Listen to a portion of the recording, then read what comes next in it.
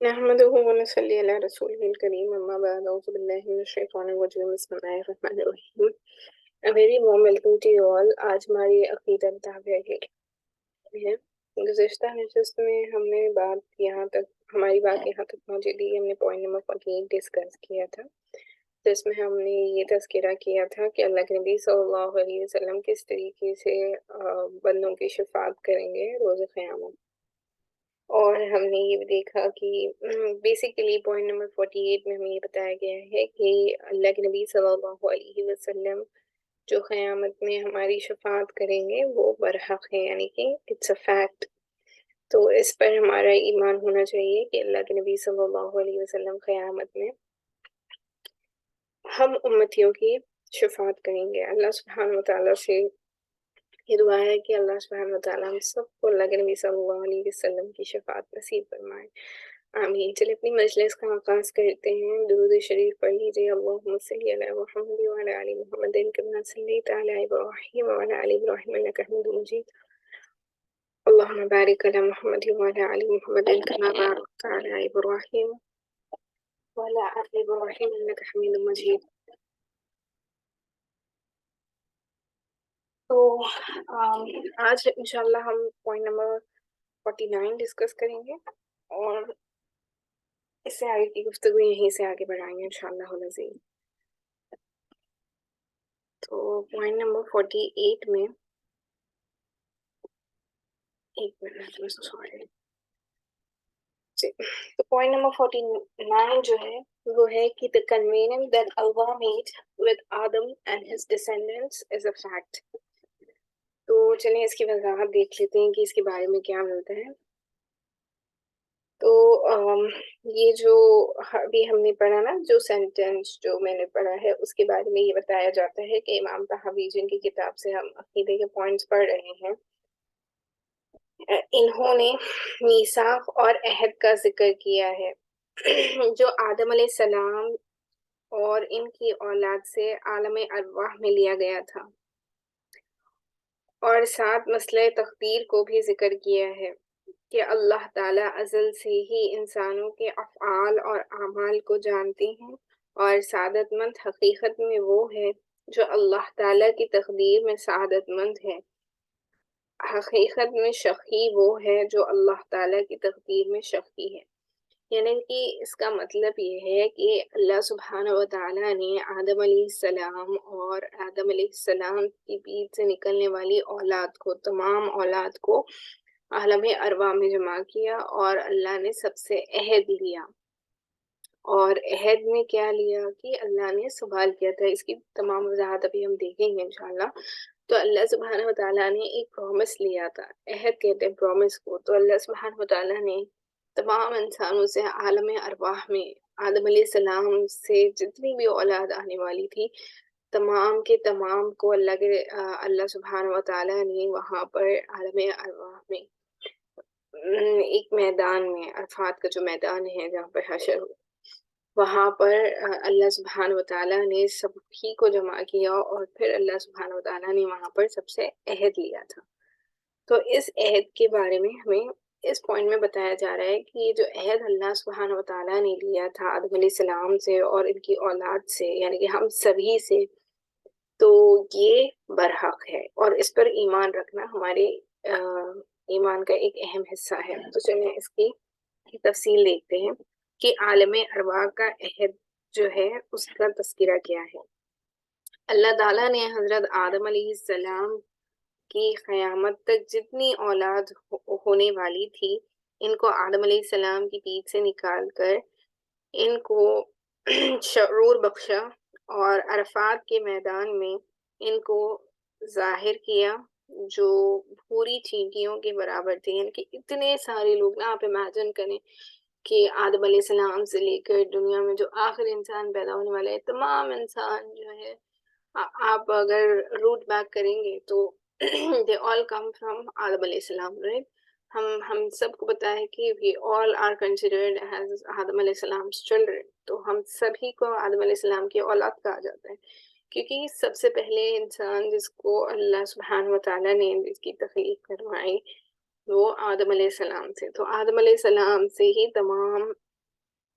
انسانوں کی تخلیق ہوئے۔ تو اس وجہ سے یہاں پہ یہ بتایا جا رہا ہے کہ آدم علیہ السلام کی جتنی بھی اولاد ہونے والی تھی نا، جتنے بھی لوگ دنیا میں آنے والے تھے، اللہ سبحانہ و تعالیٰ نے تمام کے تمام کو عرفات کے میدان میں جمع کیا۔ تو یہ بالکل بھوری چینٹیوں کے برابر، جن کی اگر آپ امیجن کریں گے چینٹیاں جتنی چھوٹی چھوٹی ہوتی ہیں، اور ایک ساتھ اگر وہ کہیں جا رہی ہے تو کتنا سارا وہ ایک ساتھ دکھتی ہے نا۔ تو اسی طریقے سے عرفات کے میدان میں جب یہ لوگ جمع کیے گئے سارے کے سارے، تو بالکل یہ چینٹیوں کے سامان دکھائی دے رہے تھے، کیونکہ یہ اتنے زیادہ تھے نا۔ اور عالم ارواح میں روح آدم اور اولاد آدم علیہ السلام کو ایک جگہ جمع کر کے فرمایا، الست بربکم، کیا میں تمہارا رب نہیں ہوں؟ تو اللہ سبحانہ وتعالیٰ نے تمام روحوں سے، تمام کے تمام جہاں پر وہاں پہ عالم عرفات میں جب سارے کے سارے موجود تھے، تو اللہ سبحانہ وتعالیٰ نے سب سے مخاطب ہو کر یہ پوچھا کہ الست بربکم، کیا میں تمہارا رب نہیں ہوں؟ تو سب نے ایک زبان میں جواب دیا کہ قولو بلا، کیوں نہیں، واقع آپ ہمارے رب ہیں۔ اس اقرار میں انبیاء علیہ السلام کی روحیں بھی تھی، اور شہداء کی روحیں بھی تھی، اور اولیاء، علماء، صالحین کی بھی، اور اور جو آپ سمجھے سارے شہداء ہو گئے، انبیاء ہو گئے، تمام انسان ہو گئے، سبھی کی روحیں یہاں پر موجود تھی۔ اور ان میں آپ سمجھیں کہ یہود بھی تھے، نصرانی بھی تھے، اور مشرکین بھی تھے، کفار بھی تھے۔ اسی عہد کی یاد دہانی کے لیے 1,24,000 یا کم و بیش اس سے زیادہ پیغمبر اللہ سبحانہ وتعالیٰ نے دنیا میں بھیجا ہے، جو تشریف لائے ہیں۔ اور انہوں نے اعلان کیا کہ اے لوگوں، تمہارے رب اللہ کے سوا کوئی نہیں ہے، اسی کی عبادت کو اس کی عبادت کو عام کرو، اور اللہ سبحانہ وتعالیٰ ہی کی ذات پر یقین رکھو۔ اور قرآن پاک میں یہی بیان فرمایا گیا ہے کہ وَإِذْ أَخَذَ رَبُّكَ مِن بَنِي آدَمَ مِن ظُهُورِهِمْ ذُرِّيَّتَهُمْ وَأَشْهَدُوا عَلَىٰ أَنفُسِهِمْ أَلَسْتُ بِرَبِّكُمْ قَالُوا بَلَىٰ شَهِدْنَا أَن تَقُولُوا يَوْمَ الْقِيَامَةِ إِنَّا كُنَّا عَنْ هَٰذَا غَافِلِينَ۔ سورہ اعراف کی آیت نمبر 27 پارہ نمبر 9 میں اللہ سبحانہ وتعالیٰ نے یہ فرمایا ہے کہ اور جب نکالا تیرے رب نے بنی آدم کی پیٹ سے اگلی اولاد کو، یعنی کہ جو بھی آدم علیہ السلام کی اولاد اس دنیا میں آنے والی تھی، تمام کے تمام کو اللہ سبحانہ وتعالیٰ نے اس میدان میں جمع کیا تھا، عرفات کے میدان میں، اور اقرار کرایا ان سے ان کی جانوں پر، کیا میں تمہارا رب نہیں ہوں؟ سب کے سب بولے کہ کیوں نہیں، ہم اقرار کرتے ہیں۔ یہ اقرار اس لیے کرایا گیا ہے تاکہ قیامت کے دن یہ نہ کہیں لوگ کہ ہم کو تو کسی نے خبردار ہی نہیں کیا تھا۔ تو یہ کس کے بارے میں بتایا جا رہا ہے؟ ان لوگوں کے بارے میں بتایا جا رہا ہے جو کفار و مشرکین تھے نا، جن کے پاس قیامت میں جب ان کا حساب لیا جائے گا تو یہ کہیں گے کہ ہمارے پاس کوئی سمجھانے والا ہی نہیں آیا تھا۔ تو ان کو یاد دہانی کے لیے، اور تمام عالم کے مسلمانوں کو بھی یاد دہانی اس چیز کی دلائی جا رہی ہے کہ اللہ سبحانہ وتعالیٰ نے یہ عہد لیا تھا، ہم سبھی سے لیا تھا، اور اس کا کوئی منکر نہیں ہو سکتا۔ آپ کو بظاہر یاد نہ ہو، لیکن اللہ سبحانہ وتعالیٰ نے یہ عہد ہم سبھی سے لیا ہے، اور اس کا انکار کرنے والے وہی لوگ ہیں جو اللہ سبحانہ وتعالیٰ پر ایمان نہیں رکھتے، اور وہ اس کے منکر ہے۔ تو یہاں پر یہ اسی لیے اللہ سبحانہ وتعالیٰ نے وضاحت کے ساتھ بیان فرما دیا، کیونکہ کفار مشرکین ایسے تھے جو ہمیشہ اللہ سبحانہ وتعالیٰ کی بتائی ہوئی آیتوں کو جھٹلاتے اور ساری باتوں کے انکار کر رہے ہوتے تھے نا۔ تو اللہ سبحانہ وتعالیٰ نے اس آیت میں وضاحت کے ساتھ اس عہد کی طرف اشارہ دیتے ہوئے فرمایا کہ کیا میں نے تم سے عہد نہیں لیا تھا، اور کیا تم نے اس عہد میں یہ خیال نہیں کیا تھا کہ آپ ہی ہمارے رب ہیں؟ پھر کیا ایسی چیز تھی جس نے تمہیں مجبور کیا کہ تم شرک کر بیٹھے نا؟ تو گویا یہ ان لوگوں سے مخاطب ہو کر اللہ سبحانہ وتعالیٰ فرما رہے ہیں کہ جس طریقے سے اللہ سبحانہ وتعالیٰ کی ذات کو چھوڑ کر انہوں نے بت پرستی کو، یا یہود ہو گئے، نصرانی ہو گئے، یا دیگر جو بھی کفار مشرکین ہیں، تمام کے تمام سے اللہ سبحانہ وتعالیٰ سوال جب کرے گا تو وہ اس بات کا انکار نہیں کر سکتے کہ ہمارے پاس کوئی سمجھانے والا نہیں آیا تھا، یا کوئی ہمیں ڈرانے والا نہیں آیا تھا۔ اللہ سبحانہ وتعالیٰ نے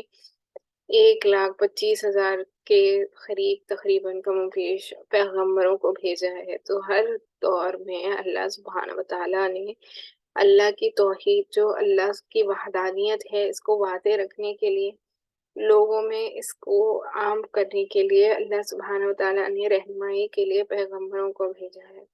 تو اس کا کوئی انکار نہیں کر سکتا کہ ہمارے پاس کوئی سمجھانے والا نہیں، ہمیں کوئی بتانے والا نہیں آیا۔ تو یہاں پہ ہمیں جو بات دل سے ایمان رکھنے کی ہے وہ یہ ہے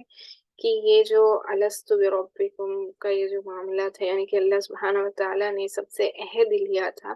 یہ برحق ہے۔ یہ بات ہو سکتی ہے کہ ہمیں یاد نہیں ہے، تو یہاں پر معتزلہ جو ایک فرقہ ہے ان کا رد، یعنی معتزلہ عہد سنا، یہ جو ابھی ہم نے جس کے الست بربکم کے بارے میں پڑھا ہے، اس کا انکار کرتے ہیں، کہتے ہیں کہ عہد، یہ جو الست، جو عہد الست بربکم جو ہوئی تھی، اس کی کوئی حقیقت نہیں ہے، کیونکہ یہ عقل کے خلاف ہے، اور کہتے ہیں کہ توحید کے دلائل کا قائم ہونا، کا ہو جانا، یہ عہد جو الست بربکم ہے، یہی وہ ہے، لیکن یہ درست نہیں ہے، کیونکہ آپ سمجھنے کے اعتبار سے سمجھیں کہ آپ کو میں اگزامپل دے کر سمجھاتی ہوں۔ بچپن میں جب بچہ چھوٹا ہوتا ہے تو ایسی کئی باتیں ہوتی ہیں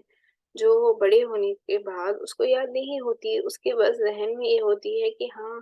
مجھے یہ چیزیں سکھائی گئی تھی، لیکن اگر آپ کسی سے سوال کریں، اگر آپ کسی بچے سے پوچھیں کہ آپ کو کون سی چیز کس نے سکھائی ہے، تو وہ یہ چیز ڈفرینشیٹ کر کے آپ کو نہیں بتا سکتا کہ یہ اس کی ماں نے سکھائی ہے، یا باپ نے سکھائی ہے، یا بھائی نے یا بہن نے سکھائی ہے۔ اس کو بس یہ یاد ہو سکتا ہے ذہن میں زیادہ سے زیادہ کہ بچپن میں مجھے کسی نہ کسی نے سکھایا تھا، لیکن کس نے سکھایا تھا، کہاں سکھایا تھا، کب سکھایا تھا، ان ساری چیزوں کو وہ اس کا ذہن یاد نہیں رکھ سکتا نا، اس کی میموری میں نہیں ہوتا، وہ بس اس کے ذہن میں یہ ہوتا ہے کہ مجھے بچپن میں یہ چیز سکھائی گئی تھی، کب، کہاں، کیسے، کس نے سکھایا، ان چیزوں کا اسے شعور نہیں ہوتا۔ اسی طریقے سے ہمارا ذہن بھی ایسا ہے، اگرچہ کہ ہمیں اس عہد کے بارے میں یاد کرنے پر بظاہر یاد نہیں ہے، لیکن اس پر ہمارا ایمان ہونا چاہیے، اور ایمان والے جو ہوتے ہیں نا، یعنی کہ جو اللہ سبحانہ وتعالیٰ کی بتائی ہوئی باتوں پر یقین رکھنے والے ہوتے ہیں، پھر وہ شکوک و شبہات جو ہوتے ہیں نا، شک کرنا، اس کو دین میں پسند نہیں کیا گیا۔ کیوں؟ کیونکہ اللہ سبحانہ وتعالیٰ کا فرمان ہے اور نبی کریم صلی اللہ علیہ وسلم کی بتائی ہوئی بات ہے، تو پھر ہمارا ایمان ہی غیب پر ہے نا، کہ بنا دیکھے ہم اس چیز پر ایمان لاتے ہیں، تو پھر دین میں شکوک و شبہات کو پسند نہیں کیا گیا۔ اسی لیے بتایا یہ جاتا ہے کہ جس طریقے سے یہ کفار و مشرکین رد کرتے تھے اور انکار کرتے تھے، منکر تھے، اس سے یہی بات سمجھ میں آتی ہے کہ اللہ سبحانہ وتعالیٰ نے یہ جو عہد لیا تھا یہ برحق ہے، اور اللہ سبحانہ وتعالیٰ تمام کے تمام انسانوں کو مخاطب ہو کر اللہ سبحانہ وتعالیٰ نے یہ عہد لیا تھا۔ تو امام تہوی رحمۃ اللہ علیہ جن کی کتاب کا مطالعہ کر رہے ہیں، یہ انکار جو متزلہ کرتے ہیں نا، اس کو رد کرتے ہیں ہوئے فرمایا کہ جو اللہ تعالیٰ نے حضرت آدم علیہ السلام اور ان کی اولاد سے عہد لیا تھا وہ برحق ہے، قرآن سے بھی ثابت ہے، جیسے کہ اوپر ہم نے جو آیت تلاوت فرمائی، اس سے یہ کلیئرلی پروف ہوتا ہے کہ اللہ سبحانہ وتعالیٰ اس چیز کو وضاحت کے ساتھ بیان فرما رہے ہیں کہ یہ جو الستو بربکم یعنی کہ اللہ سبحانہ وتعالیٰ نے آدم علیہ السلام کی تمام اولاد سے اور آدم علیہ السلام سے یعنی اس میں تمام آپ سمجھیں کہ دنیا میں آدم علیہ السلام سے لے کر جو آخری انسان پیدا ہوگا وہاں تک کے تمام لوگوں کو جمع کر کے اللہ سبحانہ وتعالیٰ نے یہ عہد لیا تھا. تو یہ برحق ہے، قرآن سے بھی ثابت ہے جیسا اوپر ہم نے آیت میں اس کا تذکرہ ذکر کیا ہے، اور احادیث سے بھی یہ ثابت ہے. حضرت عبداللہ بن عباس رضی اللہ تعالیٰ حضور اقدس صلی اللہ علیہ وسلم سے روایت کرتے ہیں کہ آپ صلی اللہ علیہ وسلم نے ارشاد فرمایا کہ اللہ تعالیٰ نے عرفہ کے دن نعمان وادی میں حضرت آدم علیہ السلام کی پیٹھ سے تمام اولاد نکال کر انہیں اپنے سامنے پھیلا کر بلا شفاف ان سے کلام کرتے ہوئے عہد لیا، کیا میں تمہارا رب نہیں ہوں؟ سب کے سب نے جواب دیا کہ ہم اقرار کرتے ہیں کہ آپ ہی ہمارے رب ہیں. تو یہ ثابت ہوتا ہے قرآن مجید سے بھی اور احادیث سے بھی کہ اللہ سبحانہ وتعالیٰ نے یہ جو عہد لیا تھا یہ برحق ہے. تو معتزلہ جو ہے یہ رد کرتے ہیں نا، تو یہ جو فرقہ ہے معتزلہ جو اللہ کی بتائی ہوئی باتیں، اور ایسے ہم نے بہت سارے عقیدے کے پوائنٹ میں ڈسکس کیے کہ منکر ہیں، ایسے بہت سارے فرقے ہیں جو بہت سارے پوائنٹس جو ہم ڈسکس کر چکے ہیں اس کا انکار کرتے ہیں. تو اسی میں سے اس پوائنٹ کو بھی کے اوپر ایمان رکھنے والے ہے کچھ لوگ، لیکن کچھ ایسے بھی ہیں جو اس کے منکر ہیں. تو ہم اہل سنت والجماعت ہمارا یہ عقیدہ پختہ ہونا چاہیے، ہمیں یہ صحیح طریقے سے معلوم ہونا چاہیے کہ کس چیز پر ہمارا ایمان ہونا چاہیے نا. تو یہ بھی ایک اہم چیز ہے جس پر ہمارا ایمان ہونا چاہیے کہ یہ جو عہد اللہ سبحانہ وتعالیٰ نے لیا تھا آدم علیہ السلام سے اور ان کی تمام اولاد سے یہ برحق ہے. تو معتزلہ اور بعض عقل پرست اشکال کرتے ہیں کہ اگر ہم نے یہ عہد کیا ہوتا تو ہمیں یاد بھی ہوتا، جبکہ ہمیں یاد نہیں ہے اس لیے یہ عہد نہیں ہوا. تو جو اعتراضات کرنے والے ہوتے ہیں ان کے دل میں شکوک و شبہات ہوتے ہیں اور وہ ایسے سوال کرتے ہیں کہ اگر ہم نے عہد لیا ہوتا تو ہمیں بھی یاد ہوتا نا، لیکن چونکہ ہمیں یاد نہیں ہے اس عہد کے بارے میں تو ہم نے یہ عہد نہیں لیا تھا اور یہ برحق نہیں ہے، یہ ان کا کہنا ہے. تو اس کا جواب کیا ہے؟ بعض مقربین کو یہ عہد یاد ہے، جیسا کہ سیدنا علی رضی اللہ تعالیٰ عنہ فرماتے ہیں کہ ابھی تک وہ عہد الستو بربکم جو عہد اللہ نے لیا تھا اس کی آواز میرے کانوں میں گونج رہی ہے. تو حضرت علی رضی اللہ تعالیٰ عنہ ہم سب جانتے ہیں کہ اللہ کے اتنے چنندہ آپ تھے، تو ان کا فرمان ہے کہ یہ جو الستو بربکم یعنی کہ اللہ نے یہ جو عہد لیا تھا اس کی آواز میرے کانوں میں ابھی تک گونج رہی ہے. تو ان کی بات کو ہم بہت دل سے مانتے ہیں کہ انہوں نے جو بتایا ہے وہ سچ ہوتا ہے اور برحق ہوتا ہے. تو پھر یہ بات ان سے بھی ثابت ہوئی کہ حضرت علی رضی اللہ تعالیٰ عنہ نے اس کی وضاحت کی ہے نا کہ علی رضی اللہ تعالیٰ عنہ نے فرمایا کہ ابھی تک مجھے اس عہد یہ جو عہد لیا گیا تھا اس کی آواز میرے کانوں میں گونج رہی ہے. اور حضرت عبداللہ بن سہیل رحمۃ اللہ علیہ تشریح فرماتے ہیں کہ مجھے بھی یہ عہد الستو بربکم یاد ہے، اگر کسی عام آدمی کو بھول گیا ہو تو اس کا انکار نہیں کیا جا سکتا. تو اس سے ہمیں یہی پتہ چلتا ہے کہ یہ جو عہد لیا گیا تھا یہ برحق ہے، اور اللہ سبحانہ وتعالیٰ ہم تمام سے قیامت میں دوبارہ جو منکر رہے نا ان کو دوبارہ مخاطب ہو کر یہ اللہ سبحانہ وتعالیٰ فرمائیں گے کہ کیا میں نے تم سے یہ عہد نہیں لیا تھا اور کیا تم نے یہ عہد نہیں کیا تھا؟ پھر کس چیز نے تمہیں روکا کہ تم بت پرستی میں یا اللہ کے ساتھ کسی کو شریک ٹھہرانے میں پڑ گئے؟ تو اس کی کافی وضاحت ہم سن چکے ہیں، لیکن یہاں پر کچھ احادیث سے اور کچھ روایتوں سے یہ بھی مروی ہے کہ جیسے کہ ابھی ہم نے اس کے بارے میں پڑھا نا کہ اللہ سبحانہ وتعالیٰ نے آدم علیہ السلام کی پیٹھ سے ان کی اولاد کو نکالا، تو اس میں یہ بھی وضاحت ملتی ہے کہ اللہ سبحانہ وتعالیٰ نے جو ان کی پیٹھ سے نکالا تھا اس میں ایک بار جب اللہ نے نکالا تو ایسے لوگوں کی جماعت کو نکالا جو نیک بخت تھے، جو جنت میں جانے والے تھے، ایک بار ایسی جماعت کو نکالا جو جہنم میں جانے والے تھے۔ تو آپ سمجھیں کہ اس میں ہر ایک قسم کے لوگ موجود تھے، جنتی لوگ بھی موجود تھے، جہنم میں جانے والے بھی موجود تھے، تو یا ہر ایک شخص وہاں پر موجود تھا، اور سبھی کے سب نے یہ عہد لیا اللہ کے سامنے کہ ہم اس بات کا اقرار کرتے ہیں کہ اللہ کے سوا کوئی عبادت کے لائق نہیں ہے، اور محمد رسول اللہ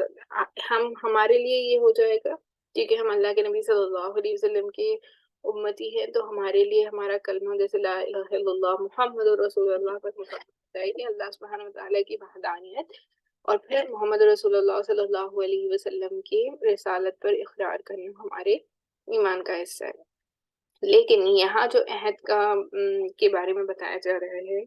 یہ اس عہد کے بارے میں بتایا جا رہا ہے جس میں اللہ کی وحدانیت کو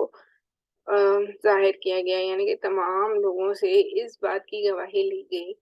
کہ اللہ کے سوا کوئی عبادت کے لائق نہیں ہے، اور اللہ ہی کی ذات ہے جو ہر چیز پر قدرت رکھتی ہے۔ تو اس چیز پر ہر کسی نے گواہی دی تھی کہ اللہ ہی عبادت کے لائق ہے، اللہ کے سوا کوئی عبادت کے لائق نہیں ہے۔ لیکن اس کے باوجود ہم دیکھتے ہیں کہ دنیا میں لوگ اس عہد کو بھول چکے ہیں، ہم بھی اپنی زندگیوں میں اتنے مشغول ہو جاتے ہیں کہ ہم غلطیاں کر بیٹھتے ہیں، لیکن یہاں پر یہ جو عہد ہے اس سے ہم بھی مخاطب ہیں، اور زیادہ تر آپ سمجھیں تو یہ مشرکین، کفار اور دیگر جو لوگ ہیں ان کو مخاطب کر کے فرمایا گیا ہے۔ اور اسی طریقے سے یہ بھی فرمایا جاتا ہے کہ جنت میں جانے والے جو لوگ ہوں گے نا، وہ داہنے ہاتھ میں ان کے نامہ اعمال ان کا دائنے ہاتھ میں لیا جائے گا، اور جو جہنم میں جانے والے لوگ ہوں گے ان کا نامہ اعمال لیفٹ ہینڈ میں دیا جائے گا۔ تو اس سے پتہ یہ چلا کہ آدم علیہ السلام کے پشتے سے جب اللہ سبحانہ وتعالیٰ نے ان کی اولاد کو نکالا تھا، تو جو سیدھے ہاتھ کی جانب سے نکالے جانے والی اولاد تھی ان میں نیکی کی صفت زیادہ ہوتی ہے، یعنی کہ وہ نیک اعمال کرنے پر اور جنت میں جانے والے اعمال کرنے پر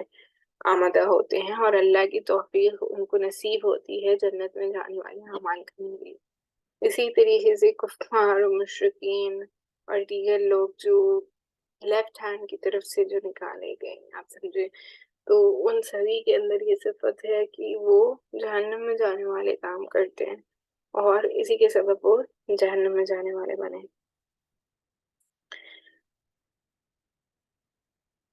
تو اسی طریقے سے اور بھی احادیث میں یہ بہت وضاحت سے ملتا ہے کہ اللہ سبحانہ وتعالیٰ نے اس عہد کو اتنا اہم قرار دیا ہے کہ اللہ سبحانہ وتعالیٰ نے قرآن مجید میں بھی اس کا ذکر فرمایا، اور اس کا ریفرنس دے کر ہم سبھی کو یہی بتایا کہ اس پر ایمان رکھنا بھی ہمارے ایمان کا ایک اہم حصہ ہے، اس کو رد نہیں کیا جا سکتا یا اس کا انکار نہیں کیا جا سکتا۔ تو اس سے ہمیں یہ سمجھ میں آیا کہ جو انسان کی روح ہوتی ہے نا، اس کو اللہ سبحانہ وتعالیٰ نے پہلے بنایا، اور تمام جب ہم یہ بات کہہ رہے ہیں کہ اللہ سبحانہ وتعالیٰ نے آدم علیہ السلام کی تمام اولاد کو جمع کیا، تو آپ یہ امیجن نہیں کر سکتے کہ ہم جس باڈیلی لائف میں بھی جی رہے ہیں اسی طریقے کی وہ تھی ہوگی۔ تو احادیث کے مطالعے سے یہ پتہ چلتا ہے کہ پہلے ہماری جسم کے بنانے سے پہلے اللہ نے ہم تمام کی روحوں کو بنایا، تو روح جو ہوتی ہے وہ اللہ کے پاس پہلے اللہ نے اسے بنایا، اور پھر جو ہے اس کے بعد اللہ سبحانہ وتعالیٰ نے ہم تمام کو کہ جو ہے نا ہم جیسے کہیں کہ ایج ہو گئی ہماری، یا ہمارے جو اعمال ہوں گے ان کے بارے میں، یہ ساری چیزیں اللہ نے ہمارے لیے لکھی وہیں پر عالم ارواح میں۔ تو عالم ارواح وہاں اسی لیے کہا گیا کہ وہاں تمام روحیں ہوتی ہیں جن کی بھی اللہ نے آدم علیہ السلام کی پیٹ سے نکالا ہے، اور تمام کے تمام کو اللہ سبحانہ وتعالیٰ نے جمع کیا ہے۔ تو جب اللہ سبحانہ وتعالیٰ نے جمع کیا ہے تو اللہ سبحانہ وتعالیٰ نے یہیں پر ان تمام کی ہر چیز کو فکس کر دیا، فکس ان دا سینس کہ ان کی ایج کے بارے میں، ان کے اعمال کے بارے میں، اور یہ کہاں سے پیدا ہوں گے، کس طریقے سے پیدا ہوں گے، اور ان کی کیا عمر ہوگی، یہ کس طریقے کے ہوں گے، یعنی کہ نیک بخت ہوں گے یا بدبخت ہوں گے، ان کی لائف سپین کیا ہوگی، اور پھر یہ کس طریقے کے اعمال کریں گے، ان ساری چیزوں کے بارے میں اللہ نے وہیں پر لکھ رکھا ہے، اور اسی کے مطابق ہماری زندگیوں میں ہم عمل کر رہے ہوتے ہیں۔ تو اس سے یہ پتا چلا کہ یہ جو ہے نا اسی لیے فرمایا جاتا ہے کہ جب انسان کا انتقال ہو جاتا ہے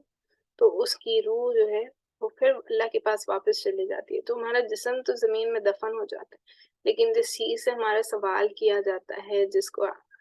جو ایکچوئل میں فیل کرتی ہے، جس کو تکلیف ہو یا خوشی ہو یا جو بھی جذبات ہمارے ہوتے ہیں، یہ اصل میں ہماری روح جو ہماری سول ہے یہ فیل کر رہی ہوتی ہے نا۔ تو باڈی جو ہے بنا سول کے میننگ لیس ہے، رائٹ؟ اسی طریقے سے اسی لیے فرمایا گیا کہ جو ذکر کرتے ہیں نا، اللہ کا ذکر جو کرنے والے ہوتے ہیں وہ زندہ لوگوں کے مانند ہیں،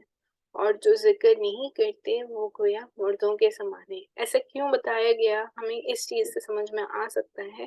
کہ یہ جو روح ہے جسم میں جب موجود ہوتی ہے تبھی اس انسان کو زندہ قرار دیا جاتا ہے، ورنہ اگر جسم میں روح نہ ہو تو وہ مردہ قرار دیا جاتا ہے نا۔ اور آپ نے دیکھا کہ جب انسان کی روح جسم سے نکل جاتی ہے تو وہ مردے کی شکل میں مردہ بن جاتا ہے، اور پھر کوئی اسے اپنے گھر میں تک رکھنا پسند نہیں کرتے، زمین میں دفنا دیتے ہیں۔ اور یہی طریقہ ہے کہ اسے چاہ کر بھی کوئی رکھ نہیں سکتا، کیوں؟ کیونکہ اب اس کے اندر روح، وہ جو احساس رکھنے والی جو صفت ہے وہ باقی ہی نہیں رہی نا، اس کے اندر کوئی زندگی کا شے باقی نہیں رہا۔ تو پتہ یہ چلا کہ اہم چیز جو ہوتی ہے وہ اصل میں روح ہوتی ہے۔ تو ہمیں جس چیز پر محنت کرنی ہے وہ اصل میں ہماری روح ہے۔ اور آپ یہ بات جان لیں کہ اگر آپ اپنے آپ کا نفس کا تزکیہ کرنا چاہتے ہیں تو جو ہمارا نفس ہوتا ہے اور ہماری روح ہے یہ دونوں انورسلی پروپورشنل ہے۔ جیسے کہ آپ سمجھنے کے اعتبار سے سمجھے، اگر آپ چاہتے ہیں کہ آپ اللہ سبحانہ تعالیٰ کا قرب حاصل کریں، نیک انسان بنیں، تو آپ کو اپنی نفس کو مارنا ہوگا، یعنی کہ آپ کے نفس آپ کو ہمیشہ سستی پر آمادہ کرے گی، آپ کو کاہلی پر آمادہ کرے گی۔ لیکن اگر آپ کو عبادت کرنا ہے اور اللہ کا قرب حاصل کرنا ہے تو پھر آپ کو اس کے ہمیشہ اگینسٹ کرنا ہوگا۔ اس کا اگزامپل میں آپ کو دیتی ہوں۔ آپ سمجھیں سردیوں کا موسم چل رہا ہے اور بھی انتہا کڑاکے کی ٹھنڈ ہے، پانی ٹھنڈا ہے، صبح میں فجر کا وقت ہے، آپ اتنا گرم آپ کو بستر میں محسوس ہوتا ہے، آپ اٹھنا بھی نہیں چاہتے، تو آپ کا نفس جو ہوتا ہے نا وہ کہتا ہے کہ ایک بار نماز نہیں پڑھیں گے تو کیا ہوگا، کچھ نہیں ہوگا، ہم سو جاتے ہیں۔ لیکن آپ کا روح جو ہوتا ہے، جو آپ کی ایمان کی صفت ہوتی ہے، جو روح ہوتی ہے، اس کو اللہ کا قرب چاہیے ہوتا ہے، کیونکہ اللہ کی ہی عبادت میں دلوں کو اطمینان حاصل ہوتا ہے نا۔ تو اللہ سبحانہ وتعالیٰ کی عبادت کے لیے وہ جب بندہ اٹھ جاتا ہے تو گویا نفس کو مار کر وہ اٹھ رہا ہے نا۔ نفس چاہ رہی تھی کہ سو جائے، لیکن انسان جب اٹھ جاتا ہے تو جب وہ اس کے اگینسٹ کرتا ہے نا تب جا کے انسان کو اللہ کا قرب بھی حاصل ہوتا ہے، اور پھر جب وہ نماز پڑھتا ہے تو اللہ کے پاس قابل قبول بھی ہوتی ہے اور اللہ کو بہت پسند آتا ہے اس بندے کا عمل جب وہ ٹھنڈک میں گرم بستر سے اٹھ کر اللہ کی محبت میں وضو کرتا ہے اور پھر نماز کے لیے کھڑے ہوتا ہے۔ تو ہمیں اس سے یہ پتا چلا کہ اللہ سبحانہ و تعالیٰ کی ذات جو ہے یہ نہایت ہی رحم کرنے والی ذات ہے، لیکن ہم سبھی کو چاہیے کہ ہم اپنے نفس کے تزکیے کے اوپر بھی بہت دھیان دیں اور ہمیشہ کوشش کریں کہ ہم اچھے انسان بنیں۔ تو یہاں پر یہ اہم بات ہم سب کو یہاں پر جو پوائنٹ ہم ڈسکس کر رہے تھے اس سے یہ پتا چلا کہ روح کی اہمیت دین میں بہت ہے، یعنی کہ جو ہماری روح ہے نا، روح ہی اصل ہے کہ ہمیں اپنے سول کو پیوریفائی کرنا ہے۔ تو نفس کا تزکیہ کریں، اور نفس کو تزکیہ کرنے کے لیے بڑے بتاتے ہیں کہ سب سے اچھا عمل جو ہم کر سکتے ہیں جس سے ہمارا نفس کا تزکیہ ہوتا ہے وہ ہے جیسے کہ 3 تسبیحات کی پابندی کے بارے میں ہمیں بڑے بتاتے ہیں کہ آپ صبح شام کم از کم 100 مرتبہ درود شریف پڑھا کریں، صبح بھی اور شام بھی، اور 100 مرتبہ استغفار کا اہتمام رکھیں، صبح بھی اور شام بھی۔ اور تیسرا کلمہ سبحان اللہ والحمد للہ ولا الہ الا اللہ واللہ اکبر ولا حول ولا قوۃ الا باللہ العلی العظیم، اس کو بھی پڑھنے کا اہتمام کریں۔ کیوں؟ سمجھیں کہ ایمان جو ہوتا ہے یہ بڑھتا اور گھٹتا رہتا ہے، ایمان ہمیشہ ایک سطح پر کبھی نہیں رہتا۔ ہمارے دل میں جو ایمان کے جذبات پیدا ہوتے ہیں نا وہ بھی بڑھتے اور گھٹتے ہوتے ہیں۔ جب ہم دین کی باتیں سنتے ہیں تو ہمارے ایمان کا لیول جو ہوتا ہے، جو درجہ ہوتا ہے وہ بڑھ جاتا ہے، اور اگر ہم دین کی باتیں نہیں سنتے، اپنے آپ کو اللہ کی باتیں، اللہ کے کلام سے دور کر لیتے ہیں، تو گویا ہمارے دل میں سیاہی آ جاتی ہے اور ہمارا دل پھر دین کی باتوں کی طرف آمادہ نہیں ہوتا، ہمارا دین اللہ کی بات سننے، اللہ کی بات کرنے کی طرف متوجہ نہیں ہوتا۔ تو اسی لیے بڑے فرماتے ہیں کہ ہمیں چاہیے کہ اپنے یہ جو دل میں سیاہی آ گئی ہے نا اسے دور کرنا چاہیے۔ اسے دور ہم کیسے کر سکتے ہیں؟ ہم اسے دور کریں گے استغفار کے اہتمام کر کے۔ کیوں؟ کیونکہ اس طریقے سے آپ سمجھیں کہ اگر ایک کپڑا گندا ہو جاتا ہے، میلا ہو جاتا ہے، تو پہلے ہم کیا کرتے ہیں؟ اس کو دھوتے ہیں تاکہ وہ صاف ہو جائے، اس کے بعد اس پر خوشبو لگاتے ہیں نا۔ اسی طریقے سے اگر آپ بھی اپنے آپ کو پاک و صاف کرنا چاہتے ہیں، اپنے دل کو صاف کرنا چاہتے ہیں تاکہ آپ کی دعاؤں میں اثر ہو، آپ کی دعائیں قبول ہو، آپ اللہ کے نزدیک ہوں، کیونکہ حقیقی کامیابی یہی ہے کہ اللہ سبحانہ و تعالیٰ کی رضا میں راضی ہم رہیں اور اللہ کو راضی کر کے ہم اس دنیا سے جائیں نا، تاکہ ہم جنت میں جانے والے بن جائیں۔ تو اس وجہ سے فرمایا یہ جاتا ہے کہ جب ہم استغفار پڑھتے ہیں تو جس طریقے سے میلا کپڑا ہوتا ہے دھونے سے صاف ہو جاتا ہے، اسی طریقے سے ہمارا جو دل ہوتا ہے اس میں جو گندگی آ جاتی ہے یا جو سیاہی آ جاتی ہے ہمارے گناہوں کی وجہ سے، یا ہمارے جو بھی بد کلمات یا جس بھی وجہ سے ہمارے دل میں سیاہی آ گئی ہے، اس کو یہ دور کرتا ہے استغفار کا پڑھنا۔ تو استغفار کے پڑھنے سے ہمارا دل صاف ہوتا ہے، جس طریقے سے دھونے سے کپڑا صاف ہو جاتا ہے، پھر جب ہم اس پہ خوشبو لگاتے ہیں صاف ہونے کے بعد، اسی طریقے سے اگر ہم اپنے دل کو بھی منور کرنا چاہتے ہیں تو جب ہمارا دل صاف ہو گیا استغفار پڑھنے کے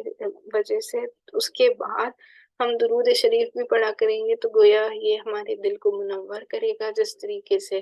ایک کپڑے صاف ستھرا کپڑا جب ہوتا ہے تو ہم اگر اس میں 4 چاند لگانا چاہتے ہیں تو ہم چاہتے ہیں کہ اس میں سے خوشبو بھی آئے نا، اچھی خوشبو آئے۔ اسی طریقے سے اگر ہم اللہ سبحانہ و تعالیٰ کا سے اپنے دل کو جوڑنا چاہتے ہیں تو ہم اپنے دل کا تزکیہ کرنے کے لیے سب سے پہلے تو استغفار پڑھ کے اس کو صاف کریں، پھر اپنے دل کو منور کرنے کے لیے درود شریف کا اہتمام کریں، اور پھر تیسرا کلمہ جس میں یہ کلمات جو ہے نا سبحان اللہ والحمد للہ ولا الہ الا اللہ واللہ اکبر اور ولا حول ولا قوۃ الا باللہ العلی العظیم، اس کو ملا کر بھی پڑھ سکتے ہیں، یا صرف یہاں تک بھی سبحان اللہ والحمد للہ ولا الہ الا اللہ واللہ اکبر یہاں تک بھی پڑھ سکتے ہیں۔ تو یہ جو کلمات ہیں یہ نہایت ہی مطلب آپ کو بظاہر آپ کی زبان پر کافی ہلکے ہیں، لیکن ترازو میں اللہ کے پاس جب میزان میں اس کا وزن تولا جائے گا تو یہ نہایت ہی وزن اور جنت کے باغوں میں سے اور ایک باغ اس کو بتایا گیا کہ یہ جو کلمات ہیں یہ آپ کے لیے جنت میں جھاڑ لگانے کا اور جنت میں آپ کا مکان بنانے کا سبب بنتے ہیں نا۔ تو یہ آپ سمجھے سبحان اللہ والحمد للہ ولا الہ الا اللہ واللہ اکبر، جیسے ہمیں یہ بھی بتایا گیا کہ جنتیوں کی دو صفت ہے جو سب سے آسان عمل ہے۔ میں تو یہ کہتی ہوں ہمیشہ ہمیشہ حدیث پاک سے ہمیں پتہ چلتا ہے کہ دو اعمال ایسے ہیں جن کو کوئی شخص کر لے تو پھر گویا یہ جنت میں جانے والا ہوگا، لیکن یہ اتنے آسان اعمال ہے لیکن اس کو کرنے والے بہت کم لوگ ہیں۔ تو صحابہ اکرام رضی اللہ تعالیٰ عنہ کے سامنے جب اللہ کے نبی صلی اللہ علیہ وسلم نے حدیث مبارک میں یہ فرمایا جاتا ہے کہ اللہ کے نبی صلی اللہ علیہ وسلم نے جب یہ حدیث مبارک بیان فرمائی کہ دو آسان اعمال ایسے ہیں جن کو کرنے سے بندہ جنت میں چلی جاتا ہے لیکن اس کو کرنے والے بہت کم لوگ ہیں، تو صحابہ اکرام رضی اللہ تعالیٰ عنہ نے عرض کیا کہ یا رسول اللہ صلی اللہ علیہ وسلم جب یہ اتنے آسان اعمال ہیں جن سے جنت میں بندہ جا سکتا ہے تو پھر ان کو کرنے والے کیوں کم لوگ ہوں گے؟ تو اللہ کے نبی صلی اللہ علیہ وسلم نے فرمایا کہ سب سے پہلے تو یہ اعمال کیا ہیں اس کے بارے میں ہم بات کر لیتے ہیں۔ یہ اعمال ہے ہر نماز کے بعد کم از کم بیٹھ کر 10 مرتبہ سبحان اللہ، 10 مرتبہ الحمدللہ اور 10 مرتبہ اللہ اکبر پڑھنی، یا تسبیح فاطمہ جس کو ہم کہتے ہیں 33 مرتبہ ہم پڑھا کرتے ہیں۔ یہ 33 مرتبہ سبحان اللہ، الحمدللہ، اللہ اکبر پڑھنا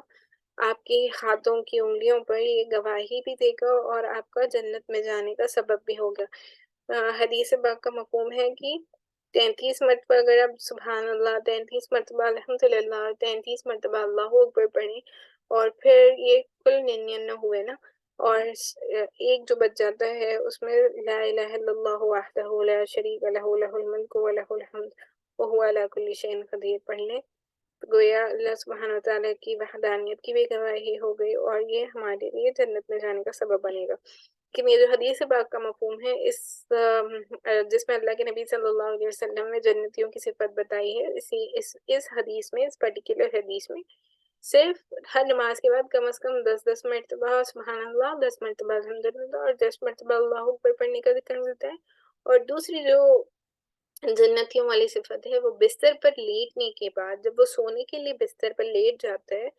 تو 33 مرتبہ سبحان اللہ، 33 مرتبہ الحمدللہ اور 33 مرتبہ اللہ اکبر پڑھنے کا وہ اہتمام کرتا ہے۔ تو جو بندہ ان دو اعمال کو کر لیتا ہے پابندی کے ساتھ اپنی زندگی میں تو گویا اللہ کے نبی صلی اللہ علیہ وسلم نے فرمایا کہ وہ جنتی ہے، کیونکہ یہ الفاظ جو ہے نا اتنی نیکیاں اس کے نامہ اعمال میں لکھی جاتی ہیں کہ گویا آپ سمجھیں اتنی زیادہ نیکیاں لکھی جاتی ہیں کہ اتنے زیادہ گناہ کسی انسان سے ایک دن میں نہیں ہو سکتے، تو یہ نیکیاں اس سے آگے بڑھ جاتی ہیں، اسی وجہ سے یہ فرمایا گیا ہے کہ یہ جنتیوں والی صفت ہے۔ تو اسی پر صحابہ اکرام رضی اللہ تعالیٰ عنہ مجمعین نے یہ فرمایا کہ یا اللہ کے نبی صلی اللہ علیہ وسلم جب یہ اتنی آسان اعمال ہے تو پھر بندے اس کو کرتے کیوں نہیں، اس کو کرنے والے کم لوگ کیوں ہوں گے؟ تو اللہ کے نبی صلی اللہ علیہ وسلم نے فرمایا کہ اس وجہ سے کم لوگ اس کو کرنے والے ہوں گے کیونکہ شیطان کو پتہ ہے کہ شیطان تو سب سے بڑا دشمن ہے انسانوں کا نا، کھلا دشمن ہے، اور شیطان یہ کبھی نہیں چاہتا کہ ہم کامیاب ہو جائیں۔ تو شیطان کیا کرتا ہے، شیطان ہمیشہ ہمیں گمراہ کرتا ہے، یعنی کہ ہم جب نماز پڑھ رہے ہوتے ہیں ہمیں نماز میں ہی ایسی چیزیں وہ یاد دلاتا ہے جس کی طرف ہم متوجہ ہو جاتے ہیں، اور جب ہم نماز سے فارغ ہو جاتے ہیں تو ہم ان کلمات کو پڑھنا بھول جاتے ہیں، کاموں میں اتنے مشغول ہو جاتے ہیں کہ یوں نماز پڑھی نہیں کہ جا نماز سے اٹھ گئے، بیٹھ کر ان آسان کلمات کو پڑھنے کا بھی ہم اہتمام نہیں کرتے۔ افسوس ہے کہ ہم اپنے آپ کو مسلمان کہتے ہیں لیکن ہم اگر نماز بھی پڑھتے ہیں تو نہ تو ہم اسے اطمینان کے ساتھ پڑھنے والے بنتے ہیں اور نہ ہی ہم اس چیز پر دھیان دیتے ہیں کہ ہم نماز کے بعد اللہ کی حمد و ثنا بیان کریں، کچھ کلمات پڑھیں کیونکہ فرمایا یہ جاتا ہے کہ بندہ جب تک مصلی پر یعنی کہ جانماز پر بیٹھا ہوا ہوتا ہے نا، اللہ کی طرف سے رحمت اس کی طرف متوجہ ہوتی ہے جتنی دیر وہ جانماز پہ بیٹھا ہوا ہوتا ہے۔ تو ہمارا تو حال یہ ہے کہ ہم یہ نماز پڑھی نہیں کہ نماز سے اٹھ کے اور چلے گئے اپنے کاموں میں دوبارہ مشغول ہو گئے۔ اس طریقے سے نہیں کرنا چاہیے۔ کم از کم آپ دیکھیں کہ دین اسلام سب سے پیارا مذہب ہے اور اتنا آسان اللہ سبحانہ و تعالیٰ نے اور نبی کریم صلی اللہ علیہ وسلم نے ہمارے لیے اس کو بنایا ہے کہ اگر ہم اس پر عمل کرنا چاہیں تو یہ کوئی مشکل چیز نہیں ہے۔ بس نا یہاں پر یہی بات ہے کہ ہمیں اپنے دل سے کرنے کی اور اپنے دل کو سمجھانے کی ضرورت ہے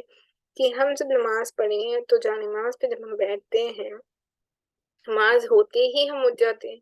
تو یہ نہیں کرنا چاہیے۔ ہمیں چاہیے کہ ہم نماز کے بعد بھی ان چھوٹی چھوٹی کلمات جن کا میں بھی ذکر کر رہی تھی، یہ کلمات کو پڑھنے کا اہتمام ہم کریں گے تو اس سے ہمارے جو ہے قلب اطہر جو ہمارا دل جو ہے اس کو صاف کرنے کے لیے، ہمیں اللہ کی عبادت میں مشغول رکھنے کے لیے یہ سارے کلمات ہمارے مفید ہیں، اور یہ سارے کلمات ہمیں اللہ سبحانہ وتعالیٰ کے ذکر میں مشغول رکھتے ہیں۔ تو پھر جب بندہ ذکر میں ہوتا ہے تو اللہ کا قرب اس کو حاصل ہوتا ہے۔ تو وہ گویا ہمیں یہ بات سمجھنی چاہیے کہ روح جو ہے نا اس کو تقویت ملتی ہے اللہ کی عبادت سے، جیسے کہ قرآن مجید میں فرمایا گیا اللہ بذکر اللہ تطمئن القلوب، یعنی کہ روحوں کو یعنی کہ دلوں کو اطمینان صرف اور صرف اللہ ہی کی عبادت سے ملتا ہے۔ تو اس سے پتہ یہ چلا کہ انسان اگر پیس جس چیز کو ڈھونڈ رہا ہوتا ہے نا کہ مجھے اطمینان مل جائے، میں یہ کر لوں گا تو مجھے سکون اور اطمینان حاصل ہو جائے، جیسے کہ انسان آج کل دنیا میں یہ سوچتا ہے کہ ہم پیسے کما لیں تو ہمیں اطمینان حاصل ہو جائے گا، ہم بڑا سا گھر لے لیں گے تو ہم سکون میں رہیں گے، ہم گاڑی لے لیں گے تو سکون میں رہیں گے۔ تو بتایا یہ چاہتا ہے کہ حقیقت والی کامیابی اور حقیقت والا سکون ان دنیاوی چیزوں میں نہیں ہے۔ وہ جو ٹرینکلٹی اینڈ پیس آپ جس کو ہمیشہ تلاش کر رہے ہوتے ہیں، یہ صرف اور صرف آپ کو اللہ ہی کی عبادت سے وہ سکون قلب نصیب ہو سکتا ہے، اور اللہ ہی کی عبادت سے آپ کو وہ سکون قلب مل سکتا ہے۔ تو ہم سبھی کو چاہیے کہ ہم اپنے نفس کا تزکیہ کریں، کیونکہ رمضان المبارک آنے والا ہے۔ سب سے پہلے اہم یہی ہے کہ ہم اپنے دلوں کو پیوریفائی کریں۔ دلوں کو ہم کیسے پیوریفائی کر سکتے ہیں، اس کے لیے بھی چند ایک چیزیں جو بتائی جاتی ہیں اس کو ہم کرنے کا اہتمام کریں گے تو انشاءاللہ ہم اپنے دل کو پاک اور صاف کر سکتے ہیں۔ اس کے لیے کیا بتایا جاتا ہے، بڑے بتاتے ہیں کہ سب سے پہلی چیز جو ہمیں کرنی چاہیے وہ ہے اپنی جو 5 وقتہ نمازیں ہیں اس کا اہتمام کریں، ان کو ان کے وقت پر پڑھنے کا اہتمام کریں۔ اس سے کیا ہوگا، ایک تو آپ کے اندر آپ سمجھیں کہ پنچوالٹی اور آپ کا ایک روٹین ڈیولپ ہو جائے گا نا، کہ آپ نمازوں کو ان کے وقت پر جب پڑھنے لگیں گے تو گویا آپ کو ٹائم مینجمنٹ جو ہوتا ہے نا، کہ آپ اپنی زندگی میں جو اہم چیز ہے اس کو پریورٹائز کرنا بھی سیکھیں گے، اور اس کے اکارڈنگلی اس کو صحیح وقت پر ادا بھی کریں گے، اور اسی طریقے سے اس کوالٹی سے آپ کے اندر یہ بھی کوالٹی ڈیولپ ہوگی کہ آپ چیزوں کو افیکٹولی ٹائم بھی مینیج کر سکیں گے اور اچھے سے کر بھی سکیں گے۔ تو سب سے پہلے اپنی نمازوں کو پریورٹائز کریں، جو ہم ڈیلی 5 پریئرز پڑھ رہے ہوتے ہیں، سب سے پہلے تو یہی ہے کہ اپنی 5 وقتہ نمازوں کو ان کے وقت پر اور اہتمام کے ساتھ پڑھیں۔ دوسری اہم چیز جو ہمیں اپنے دل کی صفائی کے لیے کرنی اہم ہے وہ ہے کہ قرآن مجید کی تلاوت، قرآن پاک کی تلاوت کرنا بہت ضروری ہے۔ میں ہمیشہ بتاتی ہوں کہ ہر ایمان والے پر یعنی کہ ہر مسلمان پر 2 مرتبہ ایک سال میں قرآن مجید پڑھنا یہ کم از کم حق ہے قرآن مجید کا، جو آپ سے ایکسپیکٹ کیا جاتا ہے حدیث پاک کا مفہوم ہے۔ تو بڑے بتاتے ہیں کہ اس کی ترتیب یہ ہے کہ کم از کم انسان رمضان المبارک کے مہینے میں ایک دفعہ کمپلیٹ کر لے قرآن مجید، اور غیر رمضان میں یعنی کہ رمضان کے علاوہ جو 11 مہینے ہوتے ہیں ان 11 مہینوں میں کم از کم ایک قرآن مکمل کر لے تو گویا 2 قرآن ایک سال میں مکمل ہو سکتی ہے۔ تو بس اللہ سبحانہ و تعالیٰ کے نزدیک جب ہم قرآن مجید پڑھنے کے بارے میں کہہ رہے ہیں تو آپ اگر ڈیلی پڑھنے والے بنیں گے تو اللہ کے نزدیک ہونے کے لیے آپ کا یہ سب سے اچھا طریقہ ہے۔ تو قرآن مجید پڑھنے کا اہتمام کریں، بڑے ٹارگیٹس نہ رکھیں کہ میں ایک دن میں ایک پارہ پڑھ لوں گی۔ اگر آپ پڑھ سکتے ہیں تو بہت اچھا ہے، بہت اچھا ہے، لیکن کوئی بھی ایسا گول سیٹ کریں جو آپ اچیو کر سکتے ہیں، جیسے کہ کم از کم آپ ایک رکوع کا ارادہ کریں، اور یا پھر کم از کم ایک پیج کا ارادہ کریں۔ اگر وہ بھی نہیں ہو سکتا تو کم از کم 4 سے 5 آیتیں آپ رکھ لیں، لیکن استقامت کے ساتھ ڈیلی بیسس پہ آپ اس کو پڑھا کریں، کیونکہ کنسسٹنسی جو ہوتی ہے نا، اللہ سبحانہ و تعالیٰ اس کو بہت پسند کرتے ہیں کہ آپ کنسسٹنٹلی کوئی بھی چیز کریں۔ تو قرآن مجید کا مطالعہ کریں، قرآن مجید پڑھنے کا اہتمام کریں، اس سے بھی ہمارے نفس کا تزکیہ ہوتا ہے۔ تیسری اہم چیز جو ہمیں کرنا چاہیے وہ ہے ذکر، جس کے بارے میں نے ابھی آپ سے ذکر کیا کہ آپ کس طریقے سے اپنے نفس کا تزکیہ کر سکتے ہیں ان کلمات کے ذریعے۔ اسی طریقے سے ایک اور اہم بات جو ہے وہ یہ ہے کہ اسماء الحسنہ جو اللہ کے بیوٹیفل نیمز ہیں، اس کو پڑھنے کا بھی اہتمام کریں، تاکہ اللہ سبحانہ و تعالیٰ کی ذات کو جب آپ دعا کریں اور اللہ سبحانہ و تعالیٰ کی ذات کی طرف متوجہ ہوں تو اللہ سبحانہ و تعالیٰ کو اللہ کے پیارے ناموں سے مخاطب کریں نا، کہ اللہ سبحانہ و تعالیٰ کے اتنے پیارے نام ہیں، تو ہم ان ناموں سے اللہ کو پکارنے والے بنیں۔ اسی طریقے سے ہم استغفار کرنے کا اہتمام کریں اور دعاؤں میں درود پاک کا اہتمام کریں، اور ہمیشہ اپنے ذہن کو اللہ سبحانہ و تعالیٰ کے بارے میں جب ہم سوچیں تو اچھا گمان رکھیں۔ یہ بھی ایک اہم چیز ہے کہ اللہ سبحانہ و تعالیٰ کی ذات سے ہمیشہ ہوپ فل فیل ہونا چاہیے۔ اسی لیے بتایا جاتا ہے نا کہ نا امیدی کفر کے سبب بنتی ہے، تو نا امیدی کفر ہے، تو ہمیں کبھی بھی نا امید نہیں ہونا چاہیے اللہ سبحانہ و تعالیٰ کی ذات سے۔ اور ہمیشہ یہ بتایا جاتا ہے کہ جو شکر کرتا ہے اللہ سبحانہ و تعالیٰ اس بندے کی نعمتوں میں اضافہ کرتے ہیں۔ تو اللہ سبحانہ و تعالیٰ کی دی ہوئی نعمتیں ہم پر بہت زیادہ ہیں، تو ہمیں چاہیے کہ ہم اللہ سبحانہ و تعالیٰ کی دی ہوئی نعمتوں پر اس کا شکر ادا کریں، وجہ اس کے کہ جو چیزیں آپ کو نہیں ملتی یا جو چیزیں آپ کی زندگی میں نہیں ہیں، ان چیزوں پر اللہ کا شکر کرنے والے بنیں جن چیزوں کو اللہ نے آپ کو عطا کیا ہے۔ اگر ہم سب ریئلائز کریں گے تو ہماری زندگیوں میں اللہ نے اتنی نعمتیں ہمیں دی ہیں، اتنی نعمتوں سے ہمیں آراستہ کیا ہے کہ ہمیں شکر کرنے کے لیے بہت ساری چیزیں ہیں۔ سب سے بڑا شکر کرنے کے لیے سب سے پہلی اور اہم چیز تو یہ ہے کہ اللہ سبحانہ و تعالیٰ نے ہمیں صحت بخشی نا، زندگی بخشی، ہم زندہ ہیں اور ابھی ہم دیکھ سکتے ہیں، سن سکتے ہیں، بول سکتے ہیں، چل پھر سکتے ہیں، یہ ساری نعمتیں ہیں اللہ کی۔ ایسے کتنے لوگ ہیں جو آپ دیکھتے ہیں کہ بستر پر پڑے ہیں، جو چل پھر نہیں سکتے، اٹھ نہیں سکتے، آنکھوں سے دیکھ نہیں سکتے، سن نہیں سکتے، بول نہیں سکتے، تو ایسے اتنے ہی لوگ ہیں جن کی زندگیوں میں اتنی پریشانیاں ہیں، تو ہمارے پاس اللہ کا شکر ادا کرنے کے لیے بہت ساری چیزیں ہیں۔ بس ہمیں چاہیے کہ ہم ان چیزوں پر ریئلائز کریں کہ ہمارے پاس کتنی نعمتیں ہیں اور ان کا شکر ادا کرنے والے بنیں، اور شکر ادا کرنے سے اللہ سبحانہ و تعالیٰ ہماری نعمتوں میں اضافہ فرماتے ہیں۔ تو اس وجہ سے یہ اہم ہے کہ ہم اپنی اللہ سبحانہ و تعالیٰ کی دی ہوئی نعمتوں کو ہمیشہ غور کریں۔ تو یہ ہمارا بیسیکلی پوائنٹ سے تھوڑا سا ڈیویشن ہو گیا، لیکن اس کی وضاحت میں ہی یہ ڈیویشن ہوا ہے۔ تو بیسیکلی ہم ڈسکس کر رہے تھے ہمارا پوائنٹ نمبر 48، جس میں یہ بتایا گیا ہے کہ اللہ کے نبی آدم علیہ السلام جو تھے، آدم علیہ السلام کی پیٹ سے اللہ سبحانہ و تعالیٰ نے جتنی بھی اولاد کو نکالی،